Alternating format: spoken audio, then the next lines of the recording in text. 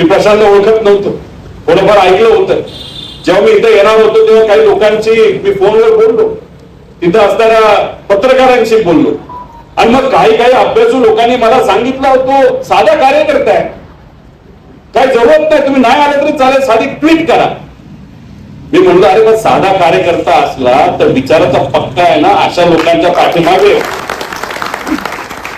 जर आपण उभं नाही राहिलो तर कदाचित हा धाडसाने लढेल. पण याच्याकडे बघून उद्या आज तुमच्यातले काही युवा मुली असतील ना, ते मुलं असतील, हे धाडसच दाखवणार नाही. ते म्हणतील अरे प्रशांत लढला पण प्रशांतच्या मागे कुणीच उभं नाही राहिलं, तो एकटाच लढत होता. मग आपण पण उद्या भूमिका घेतली. एखाद्या कवी कविता करत असताना या विचाराच्या म्हणजे प्रतिगामी विचाराच्या विरोधात जर कविता केली आणि तो जर तिथे म्हणला अरे नको आपल्या पाठीमागे कुणीच उभं नाही राहणार, कविता कितीही चांगली असेल तरी ती कविता पुढे कधीच येणार नाही.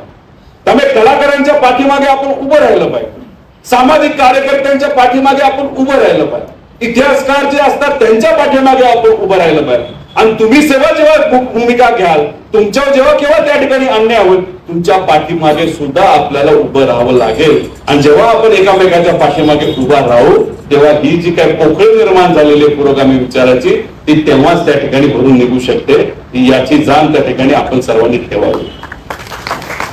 आम्ही आमचा बिझनेस बघितला, आम्ही आमचं राजकारण बघितलं, तुम्ही तुमचं काम बघितलं, यांनी यांचं लिखाण बघितलं, त्यांची ऍक्टिंग बघितली, यांनी सामाजिक काम बघितलं, यांचं प्रिंटिंग बघितलं. याच्यामध्ये सगळ्यांनी सगळ्यांचा स्वतःचाच विचार केला तर मग लोकांचा विचार कधी करणार, या विचाराचा विचार कधी करणार? तुम्ही म्हणाल काय होतं या विचाराने?